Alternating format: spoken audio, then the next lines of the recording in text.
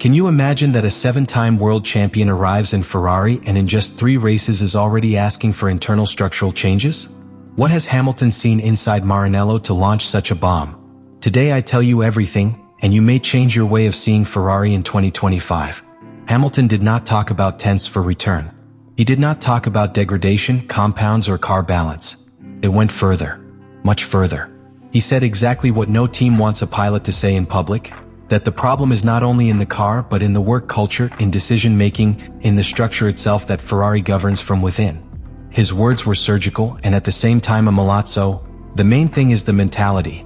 There are a lot of changes that must be made in the system. With that, it collapsed in seconds any positive narrative built by Ferrari after the closing of 2024, when they ended up as runner-ups of the world. The serious thing is not just the content of your phrases. It is the time that a team such as Ferrari, where hierarchical stability and communicational control are pillars of their institutional identity, these statements are equivalent to dynamiting diplomatic bridges from within. Hamilton has not waited for half a championship to raise his voice, and that can only mean 2 things: that what he has found in Maranello is much more worrying about what the environment shows, or that he is no longer willing to play the game of soft narratives that for years have undercovered the structural mediocrity of the Scuderia. These types of messages are not improvised. Hamilton knows perfectly the weight that his words have in the media and in the high offices of Ferrari. His illusion that, "I hope he could tell what is happening," hints something much deeper than simple engineering failures or tuning problems. He is saying between the lines that there are internal conflicts, unresolved tensions, perhaps erratic decisions that not only affect performance, but to the internal morals of the team. And it is likely to be crashing directly with an operational culture that resists change, anchored in old forms of work that, although they were successful in the past, today are obsolete against modern structures such as McLaren or Mercedes. And with that, it is also putting in an extremely risky position. If the results do not arrive soon, their words could become against them. But if his predictions are confirmed and Ferrari does not react, the responsibility will be marked in those who decided to maintain what he himself has described as a system that needs a total change. This burst of Mugello is not an isolated episode. It is the first visible sign of a silent confrontation between the old Ferrari and a figure that has arrived with the authority of those who have built winning dynasties. Hamilton has not come to adapt. He has come to transform. And if the Scuderia is not willing to reform, which began as a historical collaboration, could become an inevitable conflict. The SF25, the car that Ferrari designed for the 2025 season, was born with a clear premise: to build on the foundations of the SF24, a car that allowed the team to fight again for victories and consolidate itself as a second in the construction championship. However, what should be a stable and controlled evolution has become a silent disaster that threatens to drag the team back towards technical mediocrity. And everything begins with a specific zone of the car, the rear suspension. From the first bars of the season, the data thrown by the SF25 sensors began to generate concern. The car showed high-speed erratic behavior, especially when entering fast curves. At first glance, the cause seemed to be the inability of the chassis to maintain a constant height to the ground. But the real problem was a deeper level: a too soft rear suspension, unable to support the aerodynamic load that the team had projected on paper. The result was a car that sank more than well, causing excessive contact with the track, which resulted in an immediate and humiliating consequence: Hamilton's disqualification in the China Grand Prix for excessive wear on the plate of the flat background. That was the visible symptom. The real disease was more complex. Ferrari responded urgently. They summoned a private test in Mugello to test a new rear suspension specification. This new design incorporated a completely different geometry into the upper arms and a new anchor point to the gearbox. The objective was ambitious: reduce the vertical sinking effect without compromising the car's ability to absorb aerodynamic load variations. In simple terms, they wanted to achieve greater structural rigidity without turning the car into a rigid table that lost traction or sensitivity. During the test, both Charles Leclerc and Lewis Hamilton rolled with this new configuration. Leclerc made a long batch in the morning, and Hamilton closed the day with a comparative evaluation. The data were mixed. Stability improved, but not at the expected level. The car operating window was extended slightly, allowing engineers to configure the SF25 more aggressively. However, the correlation problems between the wind tunnel data and the real performance on the track persisted. Loic Serra, former Mercedes and current technical head of Ferrari, identified the problem as a fundamental disconnection between aerodynamic design and the mechanical support of the chassis. In theory, the SF25 generates excellent load figures in the wind tunnel. But on the track, that load cannot be sustained due to excessive structural flexion in key areas. It is like having powerful wings, but with a fuselage that does not resist pressure. And worst of all, this type of failure is not solved with a simple adjustment or a minor update. It requires an intervention at the car architecture level. These types of problems are lethal in modern Formula One.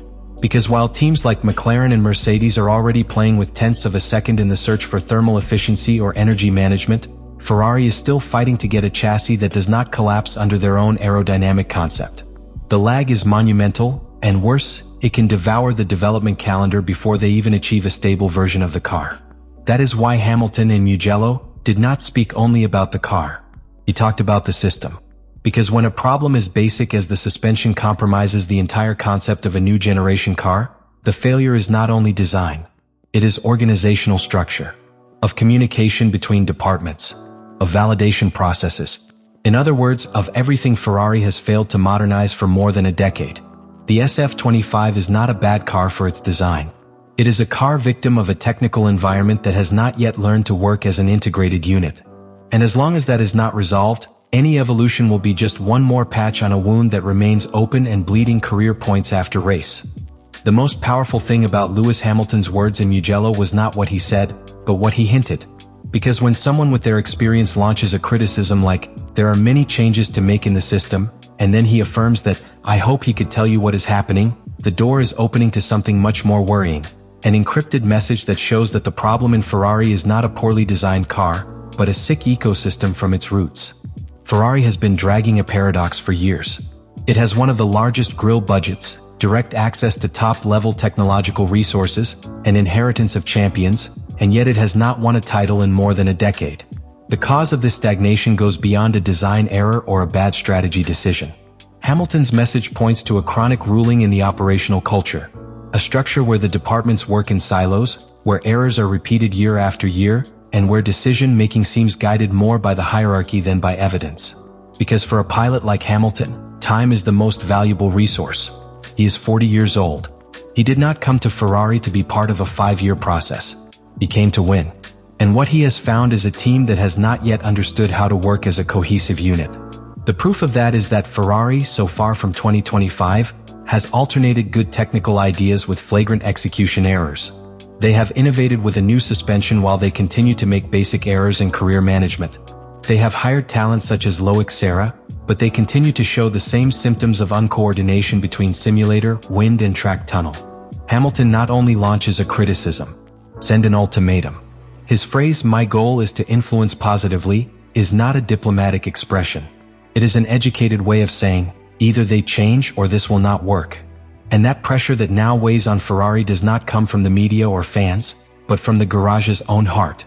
That is why his words are so disruptive. Because they come from the inside. Because he is not a former employee or an analyst, but the man who carries Ferrari's logo in his chest, who has said aloud that something is not right. That is the magnitude of the hidden message. It is a shout content that reveals a fragile structure, anchored in the past, resisting the change and now facing the toughest test. The demand of a champion who does not accept mediocrity as part of the process. If Ferrari does not react on time, this message will become prophecy. But if you listen and act, it could be the turning point that the Scuderia has needed for years. What Lewis Hamilton has done in just 3 races with Ferrari is not simply to generate headlines. He has activated an internal review process that was probably not in the immediate plans of the Scuderia. His statement was not just a criticism, it was a strategic disruption. An urgent notice that, if ignored, can condemn the team to continue repeating the same structural errors of the last 15 years. But if heard, if assimilated and act, it could become the most important turning point in Ferrari's modern history. The big question that is now floating in the air is Ferrari ready to bother herself to evolve? Because the real change in an organization does not begin with a new piece in the car, or with a circumstantial victory. Start with an identity crisis. With a painful acceptance that what has worked in the past is no longer enough. With a leadership that dares to listen to what he does not want to hear. Hamilton has planted that seed. He has done it with measured words but loaded with intention.